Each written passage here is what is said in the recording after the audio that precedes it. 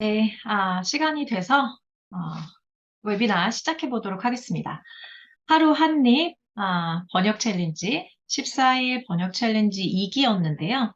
종료 웨비나 시작해 보도록 하겠습니다.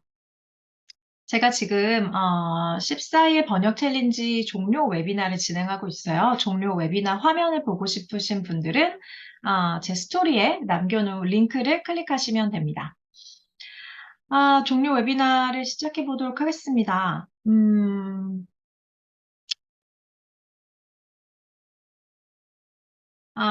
지금 제가 14일 번역 챌린지 종료 웨비나를 하고 있어요. 제 화면을 보고 싶으신 분들은 스토리에서 링크를 클릭하시면 줌으로 들어오실 수 있습니다. 안녕하세요. 종료 웨비나를 시작해 보도록 하겠습니다. 제가 제 걸로 고정을 먼저 좀 하고 해볼게요. 제 걸로 고정을 하고, 오케이. 음. 하루 한입 14일 번역 챌린지에서 다룬 내용들인데요. 아, 14일이긴 한데 우리가 총 번역한 문장들을 보니까 한 12문장 정도 되더라고요. 한 12문장 정도 되는데 IT 번역 그리고 마케팅, 문학 번역을 한번 해보는 시간이었습니다. 한 각각 분야당 한 4문장 정도 처리해본 것 같아요. 챌린지에서 이렇게 문장을 번역을 해봤고 그리고 기술 번역의 특징을 배울 수 있었던 시간입니다. 지금 줌으로 종료 웨비나를 진행하고 있어요. 화면 보고 싶으신 분들은 제 스토리 참고해 주세요. 기술 번역의 특징을 배울 수 있는 시간이었고요. 그리고 기술 번역가로 생존하려면 꼭 필요한 그런 일부 팁을 퀴즈로 나누는 시간을 가졌습니다. 그리고 이제 매일 제가 질문을 받은 건 아닌데 경력 번역가에게 챌린지 기간 동안 질문을 하실 수 있는 그런 시간도 가져봤습니다. 이렇게 일부 문장인데요. 한 12문장 정도 되더라고요. 우리가 챌린지 하면서 같이 살펴봤던 문장들이에요.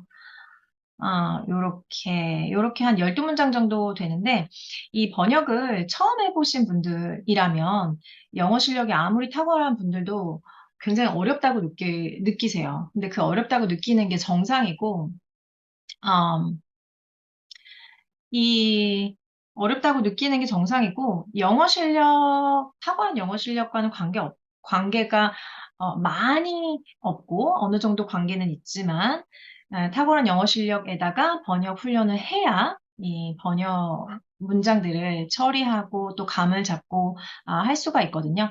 그래서 처음에 좀 어렵게 느껴지셨다면 그게 매우 정상입니다. 이 챌린지 후기를 봤더니 생각보다 너무 어려웠다. 기술 번역 너무 어려운 것 같다. 못할 것 같다. 이런 소감이 몇 개 있어서 제가 좀 염려가 돼서 이렇게 말씀을 드립니다. 혹시 저기 마이크 음소거 안 되신 분들은 음소거 부탁드릴게요.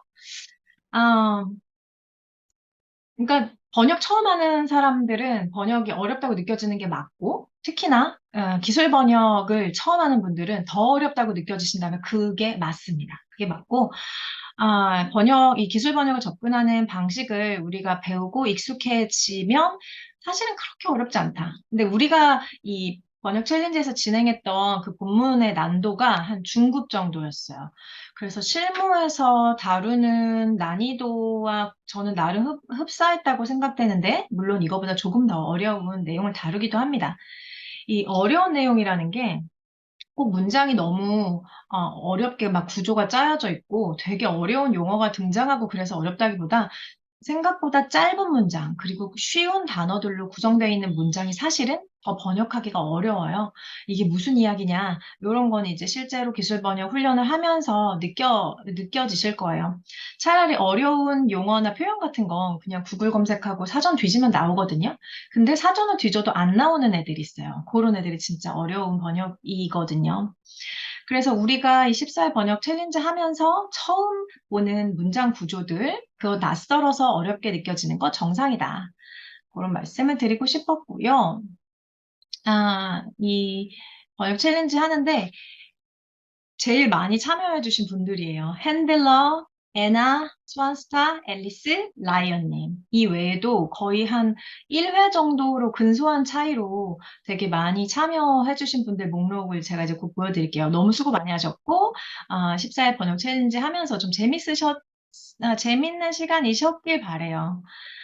이렇게 제가 중간 집계를 해봤어요. 생각보다 되게 거의 한 14분 정도 참여해 주셨는데, 제가 봤을 땐 한 80% 정도에 해당하는 분들이 다 엄청 열심히 참여해 주셨습니다. 중간 집계가 이렇게 되고요. 이렇게 번역 챌린지 우리가 같이 하면서 기술 번역에 대해서 되게 열정을 갖고 계신 분들이 생각보다 많다라는 걸, 저는 이제 지금 두 번째 느끼고 있거든요. 네, 14일 챌린지가 2기째 진행이 됐는데 매번 굉장히 열정이 대단하시다. 그리고 기술 번역에 대해서 호기심도 갖고 계시고 진지하게 생각하는 분들도 꽤 있구나라는 그 부분이 되게 놀라웠고, 이 번역을 같이 예, 어떤 똑같은 원문 아니면 똑같은 주제를 놓고 같이 번역을 고민할 수 있는 시간이어서 다 같이 한 가지 문장을 가지고 고민하는 시간이었잖아요. 그래서 그게 되게 특별했던 것 같아요. 굉장히 저한테는. 저도 이제 번역 챌린지 이제 설명을 제가 작성해서 보여드렸잖아요. 이제 설명을 작성하면서 이제 저도 나름대로 고민을 하거든요. 더 나은 번역은 어떻게 보여드려야 될까 고민을 하는데 그 고민한 시간이 나름대로 되게 행복했고 재밌는 유익한 시간이었어요. 요 챌린지 참여하신 분들도 짧은 시간이었지만 번역이 생각보다 이런 맛이 있구나, 요런 재미가 있네, 요런 것들을 발견하는 그런 시간이 되셨을 거라고 저는 그렇게 생각을 합니다. 아, 이 되게, 어, 2주면 그렇게 짧은 시간은 아닌데 여러 가지 나누고 싶은 이야기가 굉장히 많고 또 같이 나누고 싶은 아이디어 되게 많았어요. 요런 것들은 이제 정해진 한정된 시간 안에서 다 풀 수 없으니 나중에 뭐 또 다른 여건을 마련해서 제가 뭐 아이디어를 같이 나누고 할 수 있을 것 같고, 14일 챌린지 참여해주신 분들 이렇게 소감을 마지막으로 작성해주세요. 이거 챌린지 내용으로 드렸는데, 굉장히, 훈훈한 소감들이 많았습니다. 이제 다들 이제 현업이 있으시다 보니까 바빠서 열심히 참여는 못했지만 뭐 이러저러한 다른 분들의 번역을 볼 수 있어서 좋았다. 요 관점은 저도 새로웠어요. 다른 분들의 번역을 보면서 그래서 비교도 하고 다른 분들은 이런 정도 수준으로 번역을 처리하네? 이런 거를 이제 보실 수 있었다고 해서 그럴 수도 있겠다라는 생각이 들었고 아, 기술 번역에 좀 감을 잡을 수 있는 시간이었다. 이런 말씀도 해주시더라고요. 그건 이제 제가 의도한 바와 좀 맞는 것 같고, 그리고 또 기억에 남는 소감은, 음, 이제 머리 싸매고 번역을 이렇게 막, 사전 열어놓고 구글 검색기 막 돌리다가 겨우겨우 이제 번역을 딱 한 문장 만들어서, 이제 챌린지에 올리면, 제가 올리신 그 챌린지 문장이랑 제 답변이랑 막 비교하면서, 이거 내가 역시 맞았네. 여기는 이래서 틀렸구나. 이런 깨달음을 얻는 시간 되게 즐거우셨대요. 이런 내용도 저도 읽으면서, 되게 기분이 좋아지더라고요. 이렇게 소감 한마디, 그리고 질문도 저한테 보내주셔서 챌린지 참여하신 분들은 질문 제가 이제 답변을 해드렸잖아요.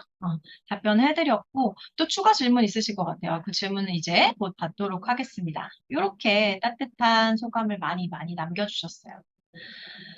아, 이미 아시는 분도 계시겠지만 혹시 모르시는 분들을 위해서 기술 번역가 로라가 어떻게 데뷔를 했고 일감을 받았을까 그 내용도 조금 궁금증을 해소해 드리고 싶어요. 음, 제가 번역가로 데뷔를 하기 전에 저는 이제 그래픽 디자이너로 한 8년, 그래픽 디자이너, 일러스트레이터로 한 8년, 10년 정도 일을 하다가 더 이상 디자인 일은 하고 싶지 않다. 그래서 일을 그만두고 당연히 이제 백수가 됐죠. 백수가 되고 나서 그 당시에 제가 했던 활동들이에요. 20대 후반에 영어 독학을 시작했고, 그리고 영어 번역을 연습하기 시작했고요.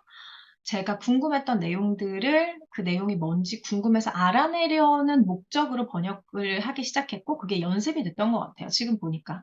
그리고 그동안 했던 내용을 정리해서 이력서, 영문 이력서를 작성했고, 그리고 당시에 뜨던 주제들이 있었어요. 지금으로 치면 뭐 인공지능, 뭐 챗 GPT, 뭐가 있을까요?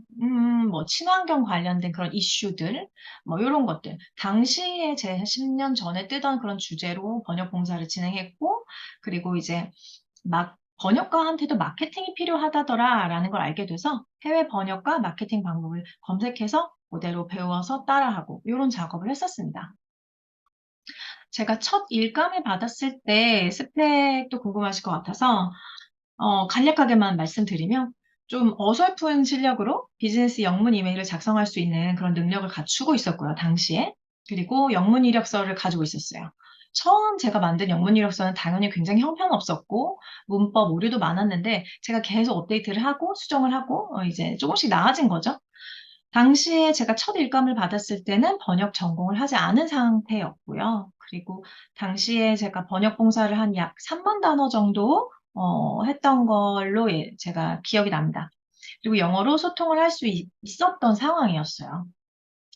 막 엄청 고급 영어를 구사한다기보다 전화로 고객이 저한테 전화가 오면 궁금한 사항을 이렇게 듣고 답변하고 만약에 상대방이 너무 말이 빠르거나 좀 알아듣기 어려운 영국식 영어라든지 뭐 인도 영어라든지 막 저는 이제 미국 영어를 기준으로 공부를 했기 때문에 좀 알아듣기 어려우면 이렇게 전화 통화하다가 내가 오늘 우리가 대화한 내용을 이메일로 다시 한번 받아볼 수 있을까? 이런 식으로 해서 조금 조금 피하는 방법이죠. 그렇게 약간 꼼수를 쓰기도 해서 좀 부족한 부분은 그렇게 커버하고 어쨌든 영어로 소통하는 것에 있어서 자신감이 있었다. 요 정도 스펙을 갖추고 있었어요.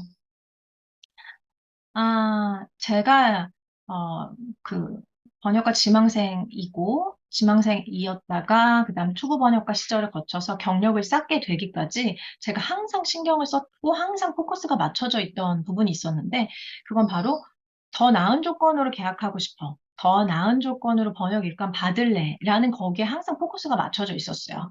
근데 초보 단계에서는 더 나은 조건으로 번역 일감을 계약하려면 번역 품질을 올려야 했거든요. 초보라는 건 일단 첫 일감을 받고 난 시점을 말해요. 번역 품질을 올리는 게 필요하겠구나라는 생각을 하고 새로운 주제로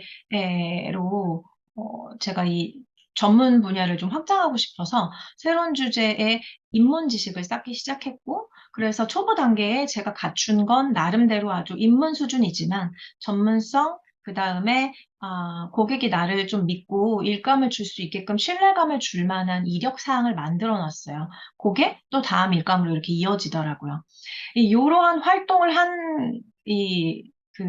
뭐라고 해야 될까? 이러한 활동을 해야지. 그래서 실행을 한 이 모든 첫머리에는 시작점에는 나 더 나은 조건으로 계약하고 싶어. 화두가 항상 있었던 거죠. 그리고 나서 이제 굵직하게 보면 경력 3년 차 전후에서부터 굉장히 많은 분량의 프로젝트가 들어오기 시작해요. 초보 단계를 지나서 고객도 얘한테는 믿고 일감을 좀 줘도 되겠어. 얘는 프로젝트 진행하다 잠수 타는 애는 아니야. 끝까지 프로젝트를 완수하는 사람이야라는 그런 뭐죠? 레퓨테이션이 좀 쌓이고 나서 그 다음부터는 이제 대량 프로젝트가 보통 이제 몰리기 시작해요. 요 시기에. 요 시기에 많은 분들이 하기 쉬운 실수 중에 하나가, 그럼 나 일 이렇게 많이 들어오니까 박리담회로 처리해야지? 그게 예전에는 통했는데 지금은 이제 통하지 않습니다.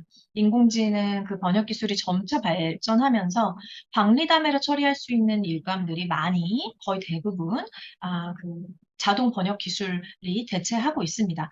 당시에 저는 전문성을 키워서 일은 적게 하더라도 번역료를 더 받아야 되겠어. 난 더 나은 조건으로 옮겨가야 되겠어. 라는 기준을 항상 갖고 있어서 전문성을 택했어요. 그래서 5년 차, 경력 5년 차쯤 됐을 때 내가 이미 갖추고 있는 전문성을 더 고도화시켜서 현재 갖고 있는 번역료에서 더 높은 번역료로 옮길 수 있는 방법이 뭐가 있지? 이걸 항상 이제 고민을 했거든요. 계속 고민을 하다 보니까 지금 시장에서 필요로 하는 수요가 뭔지, 어떤 주제로 내가 준비를 해야 되는지, 어떤 주제에 관련된 번역 프로젝트가 많은지, 예, 그리고 그 프로젝트를 받으려면 내가 어떤 최소 자격 요건을 갖춰야 되는지, 그런 것들을 읽는 눈이 생겼고, 그리고 내 강점, 내 각자 번역가님마다 잘하는 분야가 있거든요. 내가 가지고 있는 내 강점을 조금씩 더 강화시켜서 더 매력적인 그 번역가로, 인재로 보이게끔 그런 걸 세팅하는 방법을 이제 점점 익히게 됩니다.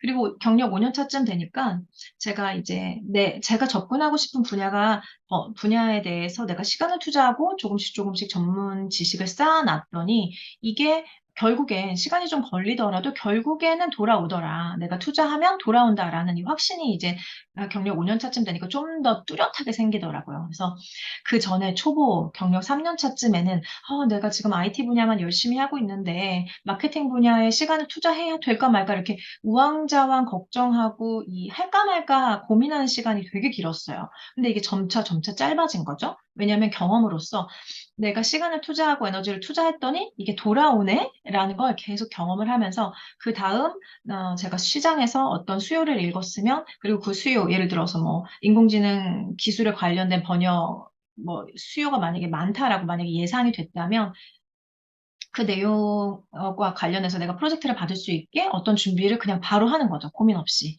왜냐하면 투자하면 돌아온다라는 걸 이제 깨닫게 돼서. 그래서 제가 초보 시절에는 IT 마케팅 번역을 주로 했고, 3년 차쯤 됐을 때는 법률 의학 번역이 슬슬 들어오기 시작하더라고요. 그리고 경력 5년 차쯤에는 마케팅 의학 번역을 좀 더 중점을 두었던 것으로 제가 기억이 납니다. 법률 번역 일감도 비정기적으로 굵직굵직하게 들어왔는데 이 의학 번역 일감이 나중에는 너무 분량이 많이 늘어나서 가장 최근에는 의학 번역만 처리를 했었어요. 그 만약에 제가 법률 번역, 의학 번역 둘 중에 막 뭘 고민해야 되냐? 항상 저는 어느 쪽이 더 나은 조건이지? 장기적으로 생각했을 때 계속 일감이 있을 것이고, 내가 이 번역을 하면 할수록 내 몸값을 올려줄 만한 주제는 뭘까? 이걸 항상 생각을 해보고 우선순위로 뒀던 것 같아요. 그거를 계속 같이 염두에 두시면 분명히 도움이 되실 거라고 생각합니다. 그래서 의학 번역 일감이 계속 넘쳐서 이제 완전 의학 번역에만 올인을 해야 되는 그런 상황이 됐는데, 제가 계속 관심을 두고 있었던 거는 마케팅 번역, 트랜스크리에이션, 카피라이터, 요 작업이었거든요. 그래서 결국엔 저는 한국어와 영어로 카피라이팅 하는 그쪽으로 이제 나가려고 준비를 하고 있었어요. 포트폴리오도 준비하고 그 화상 면접도 보고, 이쪽도 마찬가지로 현재 수요에 맞춰서 내가 최소 갖춰야 되는 자격 요건이 뭔지 파악하고 그대로 했더니 이 작업이 차례차례 잘 진행이 되더라고요.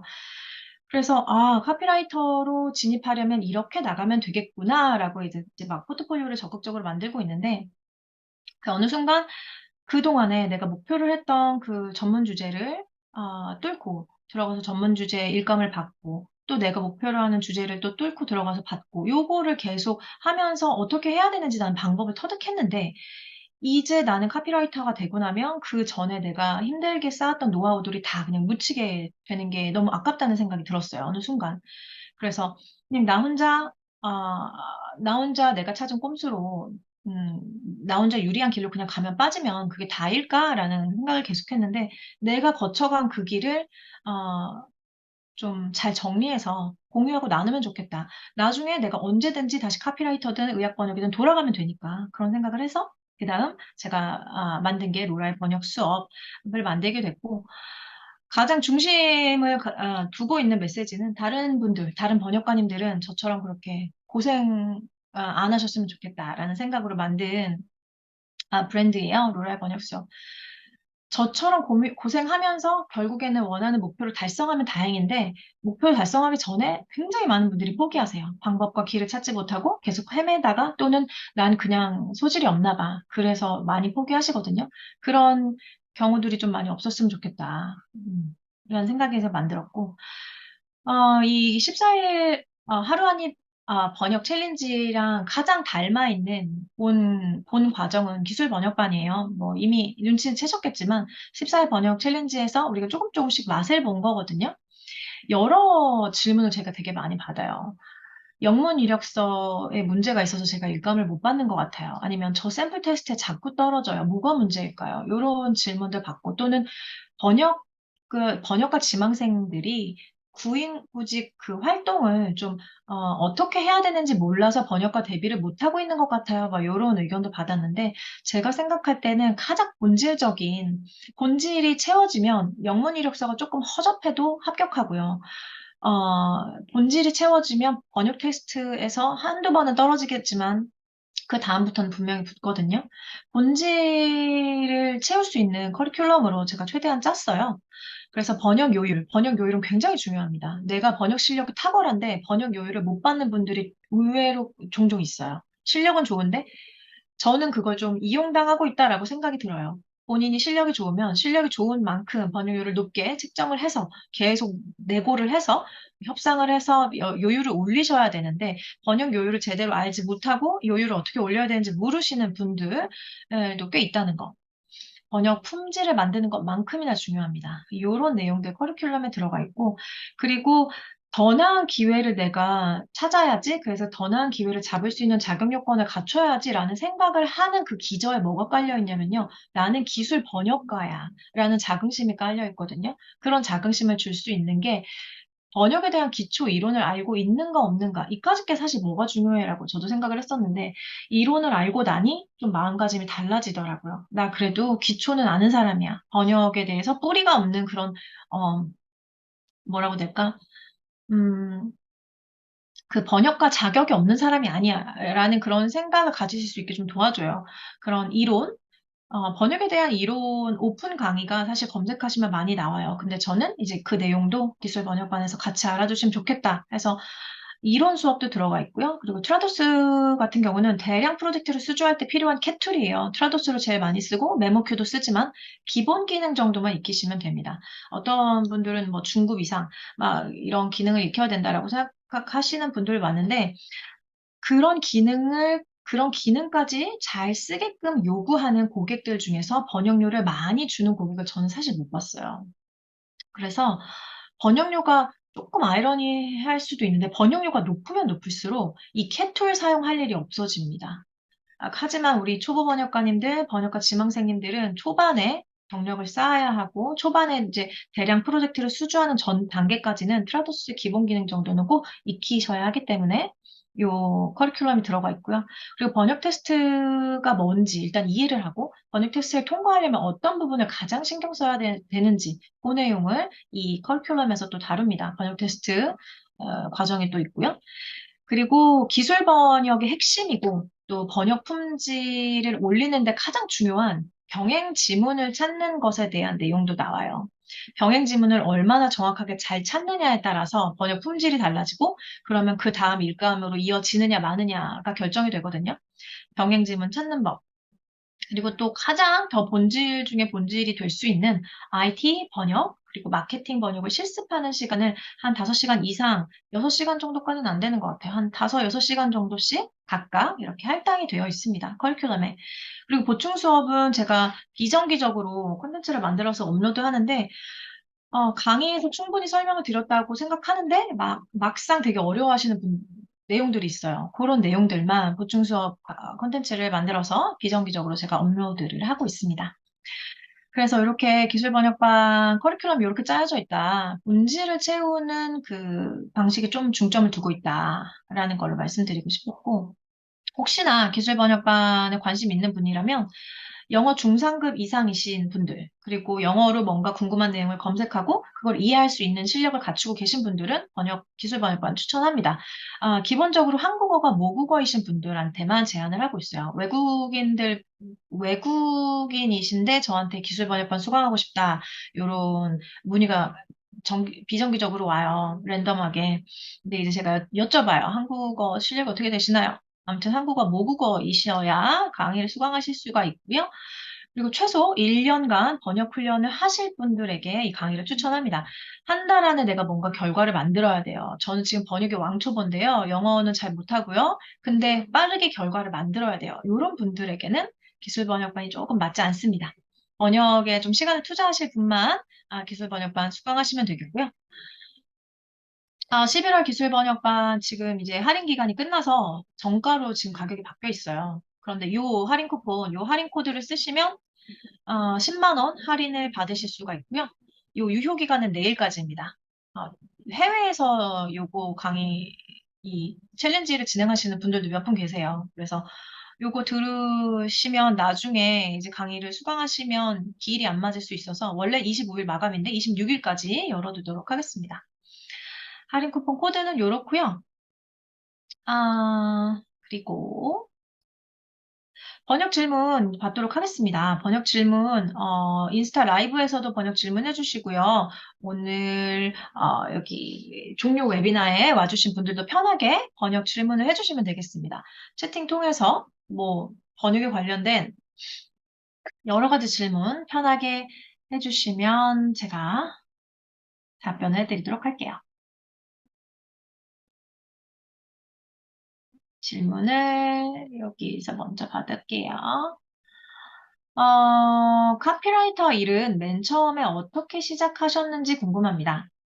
카피라이터 일은 제가 처음에 IT 번역을 하고 있는데, 저랑 IT 번역, 제 IT 분야로 번역이 경력이 막 쌓이니까 제가 그 경력이 쌓인 걸 보고 또 대형 번역 에이전시에서 저한테 연락을 해서 마케팅 일감을 조금씩 주기 시작하더라고요. 마케팅 일감을 받고 나서 마케팅 성격이 있는 다른 유사한 분야의 일감이 조금씩 조금씩 들어오기 시작했어요. 그러다가 마케팅 성격에서 좀 더 확장하는 트랜스크리에이션이라는 분야가 있거든요. 트랜스크리에이션이란 분야가 있는데 트랜스크리에이션 관련된 그 분야로 번역 프로젝트를 막 진행하다가 안녕하세요, 번역가님. 트랜스크리에이션 작업을 계속 진행하다가 트랜스크리에이션, 그러니까 점차 이렇게 움직여가는 거예요. IT 번역 경력을 쌓았다. 이 IT 번역 경력이 꽤 되네? 근데 내용을 보아하니 마케팅 번역도 할 수 있겠는데 마케팅 번역을 하고 마케팅 번역을 이렇게 하다 보니까 제 번역 결과물을 보고 이 트랜스크리에이션 작업도 할 수 있겠는데 요거를 조금 저한테 뭐 맛보기로 일감을 줍니다. 굉장히 소량을 주면 그걸 보고 이들이 판단하는 거죠, 고객이. 얘 할 수 있겠는데? 그럼 이제, 트랜스크리에이션 프로젝트 번역 분량이 좀 더 커져요. 요걸 이렇게 작업하다 보면 또 연결돼요, 카피라이팅 작업이. 카피라이팅 작업이 굉장히 소량으로 또 이제 의뢰가 들어옵니다. 저는 이제 그게 사인이 뭔지 아는 거죠. 아주 소량으로, 저한테 소량으로 아주 적은 분량인데 새로운 분야의 일감이 나한테 왔다? 이건 고객이 저를 번역가를 테스트하는 거예요. 얘한테 이 분야를 줘도 될까 말까? 그래서 15단어, 막 30단어, 50단어 굉장히 소량이거든요. 경력 번역가들은 사실 그런 새로운 기회를 굳이 처리하지 않아요. 근데 당시에는 저는 계속 새로운 기회를 모색하는 단계였기 때문에 어, 그렇게 소량이 오면 이제 저는 사인으로 아는 거죠. 새로운 분야로 확장할 수 있는 기회가 왔다. 그러면 15, 그 굉장히 소량의 분량의 번역을 정말 공을 들여서 해서 보내줍니다. 그러면 거기서 분량이 늘어나거나 여기서 다른 주제로 확장을 하게 돼요. 그래서 카피라이팅 일이 처음에 굉장히 다량으로 오진 않았어요. 근데 카피라이팅 이 특징이 아주 소량인데 단가가 굉장히 높아요. 그리고 얘도 마찬가지로 경력이 쌓이면 쌓일수록 더 많은, 추후에 더 많은 분량의 작업이 오거나 더 높은 단가의 작업이 올 확률이 높습니다. 그래서 그렇게 연결이 되었어요. 카피라이팅인데 제가 이제 기술 번역가에서 카피라이팅으로 이렇게 영역을 확장한 거여서, 이제 다 살짝씩 걸쳐져 있는 거죠. 한국어 카피라이팅, 영어 카피라이팅. 왜냐면은 영어로 카피라이팅을 하고 백 트랜슬레이션을 요구해요. 영어안으로 작업했다가 다시 한영어로 작업하고 내가 왜 그걸 번역했는지, 왜 그렇게 번역했는지를 이제 서술도 해야 돼요. 그런 작업들이 네, 이렇게 이루어졌습니다. 다른 궁금하신 거 편하게 많이 많이 물어봐 주세요.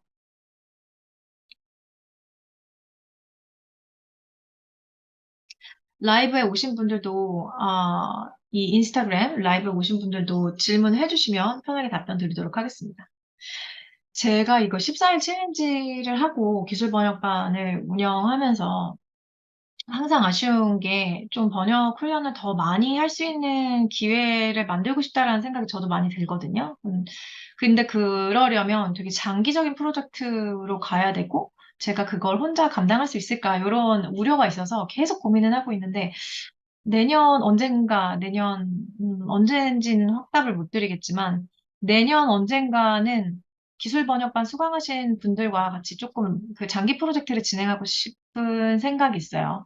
번역 공사를 조금 좀 대량으로 해서, 어, 그, 제가 하는 프로젝트를 마치면, 이제, 어, 그 이력서를 넣었을 때 바로 답을 받을 수 있게끔 조금 더 긴밀하게 연결해 드릴 수 있는 그런 활동을 좀 해보고 싶다라는 그런 생각을 좀 하고 있습니다. 캣툴을 구입하는, 그죠? 캣툴이 좀 고가죠. 가면 갈수록 이 캣툴 가격이 올라가는 것 같아요. 캣툴 구입하기가 좀 어렵습니다. 해외 거래를 안 하고 있는데, 혹시 캣툴을 안 쓰는 해외 거래처도 있을까요? 요거는 근데 잘 생각하셔야 돼요.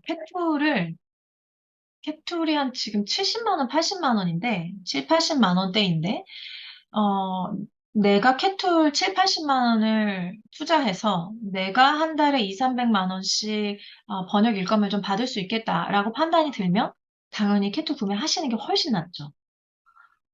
어, 근데 내가 캣툴 구입 7, 80만 원을 지출하는 게 부담이 돼서 내가 해외 고객과 거래를 한다면 한 달에 2, 300만 원 정도 번역 일감을 받을 수 있는 것을 국내 업체와 거래를 하느라고 150, 100만 원만 받고 있다면 하루라도 빨리 캐툴을 사서 해외 업체와 거래를 트시는 게 훨씬 유리하겠죠. 저는 그렇게 하시는 게 맞는 방향이라고 생각이 돼요.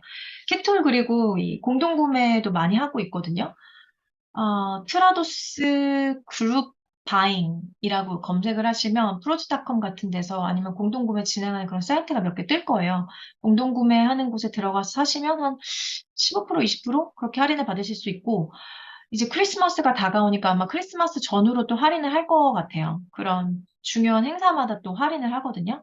그때 이제 미리, 그룹, 공동구매 신청하셨다가, 나중에 구매하시면 훨씬 저렴하게 구매하실 수 있습니다. 제가 알기로는 한 10명 정도만 모여도, 공동구매 좀 할인해서 그 트라더스 업체에 직접 연락해가지고 할인해서 구매할 수 있는 것으로도 알고 있거든요. 만약에 요 공동구매 그냥 해외 사이트 이용하시는 게 편하실 것 같고, 만약에 그 할인하는 기간을 놓치시면, 음, 좀 같이 공동 구매할 사람들을 모아서 트라도스 한국 본사가 있어요. 거기에 문의 메일을 보내시면 그쪽이 굉장히 좋아할 거예요. 이렇게 10개를 동시에 구매해 주니까 할인해달라고 좀 제안하면서 그렇게 하셔야 되겠죠. 캡툴을 한 번도 안 써봤는데 사용하는 방법은 스스로 하면서 익혀야 하는 것인가요? 트라도스에서 이 트라도스 캡툴을 사용하는 방법을 정규 교육하는 교육 코스가 있어요. 또는 유튜브 같은 곳에 검색을 하시면 트라도스 기본 사용법 이렇게 검색을 하시면 기본 사용법이 나오기도 하고요. 처음에는 되게 어렵게 느껴지는데 몇 번 쓰고 나면 그렇게 어려운 툴은 아닙니다. 어려운 툴은 아니고 가끔 프라도스 캣툴에 대해서 잘 이해를 못 하시고 캣툴만 사면 기술 번역이 그냥 바로 이루어지나 보다라고 생각하시는 분들도 가끔 계신데 캣툴은 뭐라고 해야 될까요? 그냥 도구일 뿐이에요. 캣툴을 산다고 해서 번역가의 번역 실력이 탁월하게 좋아진다거나 내가 번역을 하지 않아도 자동으로 번역이 이루어진다거나 하지 않습니다. 캣툴은 그냥 도구일 뿐이다. 그렇게 생각을 해주시면 될 것 같고요. 편하게 막 이것저것 번역에 관련된 거 많이 많이 질문해 주세요. 항상 보면 이 마감하기 직전에 이 질문 본물이 막 터지더라고요. 그래서 시간이 막 임박했는데 답변 막 못 드리고 이렇게 끝나는 경우가 많은데 편하게 여기에도 질문을 많이 올려주세요. 요 번역에 관련해서 어떤 고민이 있으신지 아니면 지금 가장 빠르게 해결하고 싶은 문제가 뭔지 그런 것도 저한테 알려주시면 그 부분도 제가 답변해 드릴게요. 번역 일을 투잡으로 할 수 있을까요? 그럼요. 제가 2019년에 프로즈닷컴에 등록되어 있는 번역가님들에게 설문조사를 진행한 적이 있어요. 설문조사 진행하면서 막 욕도 많이 먹었거든요. 중복으로 이메일을 너무 많이 보내가지고.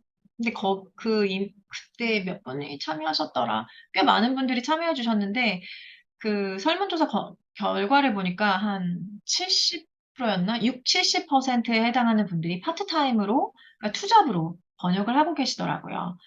아마 본인 본업이 있으시니까 본업의 그 환경에 따라서 일을 거기에 맞춰서 받으시는 것 같아요. 소량으로 받기도 하고. 그런, 전체 번역가의 한 6, 70% 정도가 투잡으로 번역가를 하고 있다. 다시 말하면 번역 일만 본업으로 풀타임 잡으로 하는 사람은 사실 극소수다. 적다. 생각보다 적다라고 볼 수 있는 거죠. 이게 좀 장단점이 있어요. 풀타임으로 하는 분들은 만약에 일감이 뚝 끊기거나 살짝 뜸하면 바로 생활비에 이제 타격이 오는 것이고, 장점은 이 번역 프로젝트가 진행될 때 대량으로 굉장히 빠른 시간 안에 착착 처리가 되거든요. 그런 일감은 전업으로 번역 처리하시는 분들한테만 갑니다.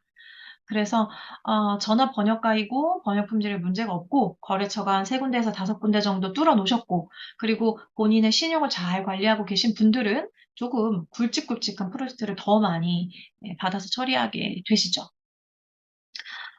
투잡으로 하는 분들 중에 마감 기한을 지키려면 시간이 촉박하지 않을까요? 그러니까 요거 계산을 잘 하셔야 돼요. 내가 투잡을 하면서 마감을 지킬 수 있는 선으로 일감을 받으셔야 되겠죠? 일감을 받으셔야 되고 보통 초보 번역가들에게는 좀 좋지 않은 조건으로 번역 계약이 많이 들어와요. 그래서 데드라인이 굉장히 타이트한 경우가 많아요. 그럴 때는 시간을 최대한 연장해달라고 계속 요구를 해보세요. 하루라도, 이틀이라도, 반나절이라도 최대한 좀 이거 연장을 해달라고 그렇게 시도해보실 수 있습니다. 혹시 해외 거래는 미국, 싱가포르, 캐나다 가 좋을까요? 요즘 이런 나라가 좋을까요? 라고 질문하신 거죠? 해외 거래를 만약에 한다면 미국, 싱가포르, 캐나다 이런 국가와 거래하는 게 좋을까요? 영국이나 호주 영어는 약간 스펠링이 다른 것 같기도 해서요. 우리나라보다 물가나 급여 조건이 좋은 나라가 좋다고 들은 것 같습니다. 맞아요. 제가 거래해 본 바로는 호주 업체는 그렇게 번역료를 많이 받은 기억이 별로 없지만, 하지만 그래도 뭐 다른 중국이라든지, 뭐 다른 아프리카, 뭐 중동, 뭐 베트남, 이런 국가들보다는 높은 수준이었어요. 그리고 호주, 캐나다와 거래하실 때 주의하실 점은 거래할 때 번역료 책정할 때 달러라고만 말하시면 안 돼요. 호주 달러인지 캐나다 달러인지 이거를 저는 무조건 미국 달러로 계속 거래를 하거든요. 그래서 요거를 꼭 확인하셔야 됩니다. 호주 달러 이제 환율이 많이 차이 나니까요. 미국과 거래하는 거 좋습니다. 미국, 영국, 캐나다 또는 그 유럽 국가들 있죠. 뭐 프랑스 또 어디가 괜찮더라? 프랑스, 뭐 스위스 그런 국가들과 거래하면 좋습니다. 영국, 호주 영어 약간 스펠링 다른 부분이 있긴 한데, 스펠링 다른 부분은 사실 우리가 조금만 손품을 팔아서 그 영어 사전 찾아보고 그들이 혹시 용법을 좀 다르게 쓰고 있는 건 아닌가 주의할 사항을 조금만 찾아보면 크게 문제가 되는 사항은 없어요. 제가 여태까지 거래한 바에 따르면. 싱가포르는 약간, 케이스 바이 케이스인 것 같아요. 싱가포르는 괜찮을 때도 있었고, 되게 박할 때도 있었고, 어, 좀 평균적으로 보면 홍콩, 대만, 이쪽은 조금 요율이 낮았던 걸로 기억합니다. 음. 미국, 캐나다, 뭐, 유럽 쪽, 거래하시면 좋고, 호주 쪽도 협상을 잘 하시면 돼요. 협상을 잘 하시면 되고, 초보 번역가 시절에 내가 경력을 쌓아야 된다. 이런 상황이라면, 뭐, 호주에 있는 업체랑 거래하는 것도 나쁘지 않다고 생각합니다. 해외 업체와 거래하면 돈 떼일까 봐 걱정이 되지 않나요? 어떤 분들은 믿고 판단하고 거래를 하는지, 어떤 부분을 믿고 해외 업체랑 거래하는지 궁금합니다. 제가 이런 걱정을 초반에 되게 많이 했었어요. 사실 내가 막 한 달 내내 열심히 일을 했는데 막 2, 300만 원 받아야 되는데 떼이면 너무 속상하고 막 그럴 것 같았는데 제가 초보 번역가 시절에 국내 업체랑 거래를 하면 내가 받아야 되는 돈이 받을 수 있는 돈이 100만 원인 것에 반해 똑같은 노동을 투자했을 때, 노동력을 들였을 때, 해외 업체랑 일을 했더니 200만 원, 300만 원을 받게 되더라라는 거를 깨달은 시점부터 약간 리스크가 있다면 차라리 내가 리스크를 감수하겠다라고 생각하고 이렇게 쭉 진행을 했는데, 제가 10년 동안 돈 떼인 적은 딱 한 번 있었어요. 한 번인가 두 번인가 있었고, 소액이었어요. 한 2, 30만 원 정도, 였고, 좀 뭐라고 해야 될까? 좀 초반에 아무 해외 업체랑 거래하시면 안 돼요, 물론. 처음 보는 해외 업체, 그러니까 예를 들어서 해외 업체인데 나한테 일감을 주겠다고 해. 그러면은 우리 번역가님들이 가장 먼저 하셔야 되는 건, 구글에 검색을 해보세요.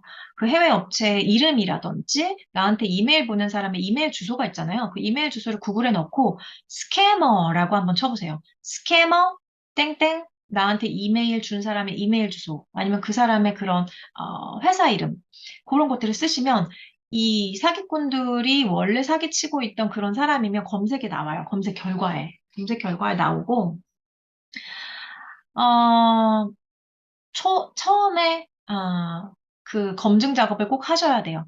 프로즈닷컴에서도 번역 에이전시들의 그 신용 점수를 확인할 수가 있어요. 5점 만점인데 저는 최소한 4.3점 이상인 업체와만 거래를 하시라라고 말씀을 드려요.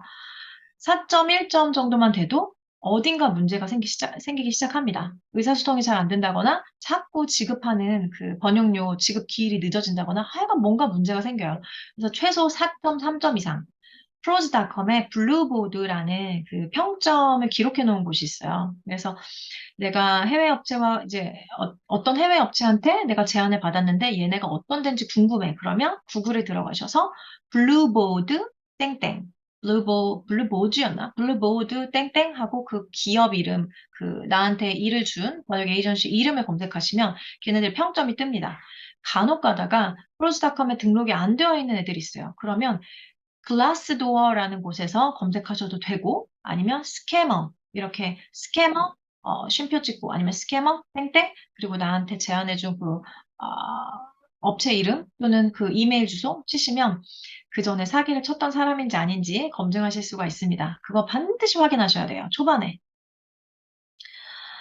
돈을 떼었을 때 너무 좀 웃긴 게 버젓이 번역 에이전시를 아무 신경도 안 쓰고 그냥 잘 운영을 하고 있더라고요. 그래서 제가 프로스닷컴에서 그 별점 테러를 했는데도 전혀 타격을 받는 것 같지 않았어요. 그래서 프로스닷컴이 원래는 번역가들 중심으로 번역가들을 위한 그런 커뮤니티였는데 조금 많이 성격이 조금 저는 변질됐다고 생각하거든요. 일감을 주는 사람 위주로 조금 커뮤니티 성격이 바뀌어서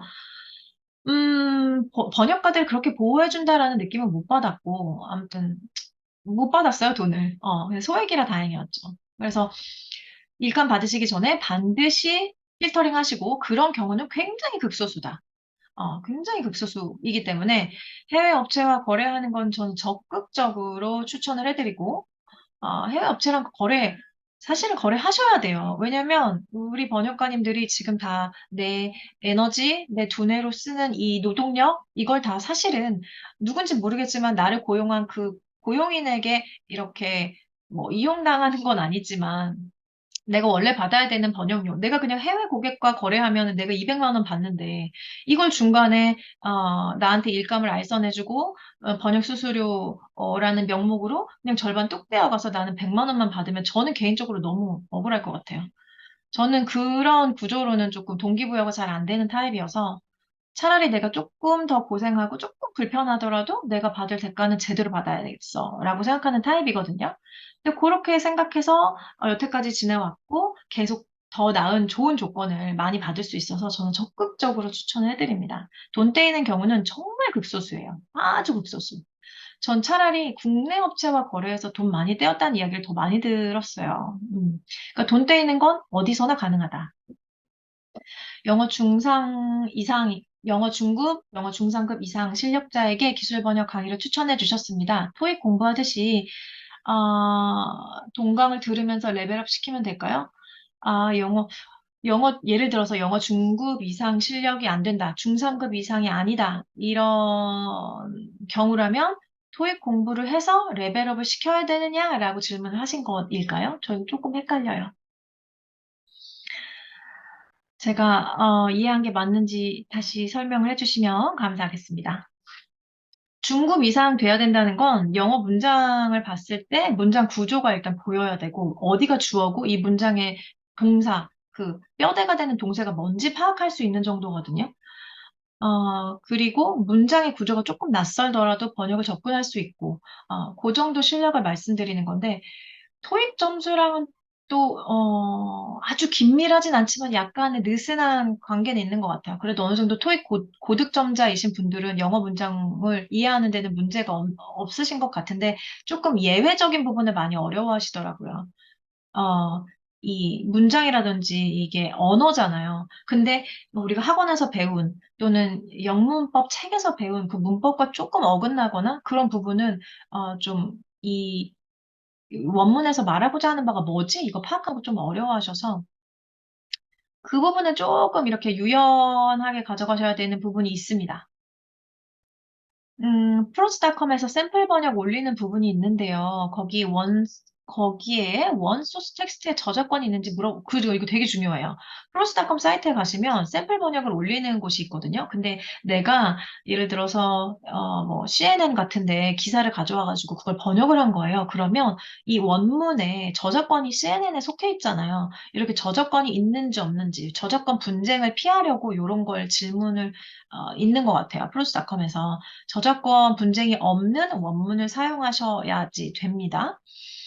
이런 경우에 원 저자에게 저작권 메일로 허락을 받고 보통 그런 경우는, 원 저자에게 허락을 받는 게 아마 쉽지 않으실 것이고, 아마 쉽지 않을 거예요. 회신을 받는 것 자체도 쉽지 않으실 거고, 그런 경우는 차라리 그 저작권이 없는, 원문을 번역해서 그걸 샘플, 번역으로 활용하시는 게 훨씬 좋으실 것 같아요. 뭐 요즘 챗 GPT가 많이 발전해 있으니 예를 들어서 원하시는 주제가 있고 내가 예상되는 뭐 예를 들어 뭐가 좋을까요? 마케팅으로 내가 좀 샘플 번역물을 만들어서 올리고 싶어. 그럼 마케팅 번역으로 난도는 중급 정도. 그리고 분량은 한 100단어 정도 예문을 작성해줘. 저작권 문제가 없는 예문을 작성해줘. 그럼 문법을 걔가 잘 작성을 해줘요. 그 원문을 가지고 샘플 번역 테스트에 쓰시는 것도 좋고 완전히 100% 저작권 문제를 피하고 싶다 하시면 구텐베르크 프로젝트라는 곳이 있거든요. 구텐베르크 정확한지 모르겠네. 굉장히 저작권이 오래전에 소멸된 그런 원문들이 있어요. 보통 대부분 문학 번역의 성격을 띈 내용들이 좀 많긴 하지만 그런 애들을 원문으로 선택하셔서 쓰셔도 됩니다. 네. 기술 번역 수강을 하려면 중상급 실력이 되어야 한다고 하셔서요. 네, 맞아요. 상급은 떼버릴까요? 중급 정도 실력이 되면 일단 번역 훈련을 들어가실 수가 있고, 중상급이면 더 좋죠. 그럼 우리가 좀 더 난도가 높은 세밀한 고민을 할 수 있으니까. 중급 정도 실력이시라면 중급 정도 실력에서 이해하지 못하는 부분에 대한 이야기가 우리가 오가겠지만 중상급이면 똑같은 강의 수강료를 내고 조금 더 세밀한 부분까지 우리가 고민할 수 있어서 더 좋은 것이고, 제가 예문을 기술 번역반 그 상세 페이지에 들어가 보시면 그 예문을 제가 올려놨어요. 그 영어 문장을 보고 이걸 읽고 해석이 된다. 그러면 중급 정도로 제가 판단을 합니다. 그렇게 판단을 하실 수가 있어요. 만약에 내가 영어가 초중급이에요. 나는 약간 중급이라고 말하긴 좀 그런데 또 완전 초보는 아니야. 그런 분들은 영어 공부를 하시는 게 맞아요. 그런 분들은 영어 공부하셔서 영어 실력을 향상하시는 게 좋고 그럼 어떻게 공부를 향상해야 되냐 실력을 영어로 작성된 컨텐츠, 뭐 드라마든 영화든 이렇게 구어체로 말하는 사운드로 들리는 거 있죠. 리스닝. 그다음에 영어로 작성된 원서들 되게 많잖아요. 동화책 원서도 있고 뭐 우리 수강생님들한테 제가 컨설팅 진행할 때 빠친코 읽어보세요. 엄마를 부탁해. 영어, 그 번역, 대역본 1대1로 비교해서 읽어보세요. 이런 거 말씀드리는데, 그런 원서들을 읽으시거나, 그러니까 좀 다양하게. 리스닝, 리딩, 그 다음에 또 뭐 있죠? 리스닝, 리딩, 라이팅. 라이팅까지 너무 어렵고 영어 초중급에게는 리딩 정도 좀 다양한 방식으로 영어를 좀 접하고 익히고 예를 들어서 어, 짧고 굵게 레벨업을 할 수 있는 독학이라면 저는 그렇게 했었어요. 예를 들어서 뭐가 좋을까?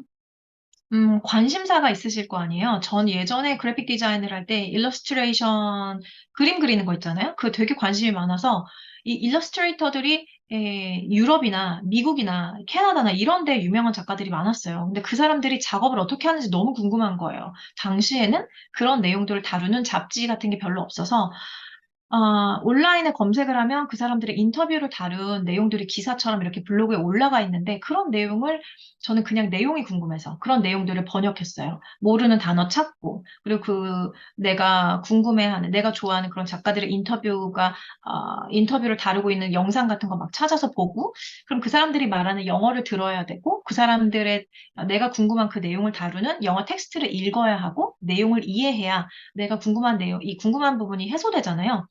지금 궁금하시거나 아니면 가장 관심사가 있는, 내가 가장 관심을 많이 가지고 있는 그 토픽이 있으실 거예요. 그 주제. 그 주제를 먼저 접근을 하시면, 좀 빠르게 영어 학습하는 데 도움이 되실 것 같아요. 그 주제, 그 주제로 예를 들어서 뭐 내가 메이크업 하는데 관심이 있다. 그럼 메이크업 관련된 뭐 유튜브 영상을 보시거나 영상을 보면서 메이크업에 관련된 영어로 작성된 블로그 글을 같이 보는 거죠. 리딩을 하고 리스닝을 하고 그리고 이 사람들이 일상생활에서 어떤 표현을 어떤 맥락으로 쓰는지 그러니까 내 관심사에 맞춰서 영어로 정보 탐색을 하는 그 활동이 영어 실력 굉장히 빠르게 늘려주는 그런 방법이었어요. 저한테는. 그리고 저는 영어가 다 연결되어 있다고 생각해요. 영어 회화를 공부하면 이게 영어로 작성된 글을 읽는데 당연히 도움이 되고, 그리고 저는 일단 영어 회화 중심으로 먼저 공부를 했었어요. 영어로 말을 하는 게 진짜 말을 할 수 있는 게 진짜 영어라고 생각을 하는 그런 면이 있어서 영어 회화를 먼저 공부했고, 영어 회화를 하다 보니까 영문법에 막혀서 제일 쉽게 알려준다는 영문법 강의를 찾아서 들었어요. 제가 요즘 보니까 아란 잉글리시에서도 영문법 강의를 하시더라고요. 영문법도 배우긴 배워야 돼요, 우리가. 근데 제일 쉽게 알려주는 강의를 찾으세요. 막 어려운 용어 쓰는 것 말고 진짜 쉽고 재밌고 안 질리게 알려주는 그런 영문법 강의 찾으셔서 수강하시면 좋을 것 같고 아란 잉글리시 수업을 제가 듣진 않았는데 되게 재밌게 진행하시더라고요. 영문법 저팩인가 쥐팩인가 그 무슨 강의가 있는데 그 영문법 강의를 들으시면 도움이 될 것 같다라는 생각 몇 번 했어요. 그 광고 영상 보면서. 영어 회화 일단 기준으로 공부를 하고 영문법은 최대한 쉬운 강의를 찾아서 영문법을 익히고 그다음 리딩을 하는 활동. 내가 관심 있는 주제로 뉴스 기사를 읽던 블로그 글을 읽던 영어로 작성된 걸 읽어라. 많이 읽으셔야 돼요. 많이 읽으면서 궁금한 부분은 반드시 단어 찾고 뜻도 검색해보고 내가 이걸 다 번역을 못하겠어. 좀 빠르게 내용을 이해하고 싶어. 그러면 번역기 돌려서 비교해 가면서 읽으시고 영어 문장이 이렇게 되는데 이게 대략 이런 뜻이구나. 이렇게 빠르게 조금 짧고 굵게 레벨업 할 수 있는 방법이 이 정도입니다. 전 예전에 영어를 되게 원어민처럼 막 너무 잘하고 싶은 욕심이 있어서 좀 영어 말하기 모임 같은 데도 막 쫓아다니고 그랬어요. 그 영어 회화 연습을 할 수 있는 수업도 막 뭐죠? 그 서비스 이름 생각이 안 나는데 해외에 있는 원어민 선생님이랑 시간 약속을 해가지고 내가 한 시간당 25불 정도였던 것 같아요. 요즘 물가가 올라서 한 30불 정도? 그 영어 회화 수업 같은 것도 진행을 하기도 하고 비정기적. 실제 원어민과 내가 대화를 해보고 싶어서 그렇게도 영어 공부를 하고 했습니다. 또 다른 질문이 많으실 것 같은데 우리가 한 5분 남았어요. 몇 가지 질문을 자유롭게 번역에 관련된 질문. 언어 공부에 관해서 로라님은 어떻게 공부하는지 궁금합니다. 특이하거나 유용한 방법이 있을까요? 영상으로 작성해 주셔도 주목받을 것 같습니다. 공부법이라면 혹시 영어 공부법을 말하는 걸까요? 아니면 번역 공부하는 걸 말하는 걸까요? 빨간 모자님 알려주세요. 영어 공부법. 영어 공부법. 오케이.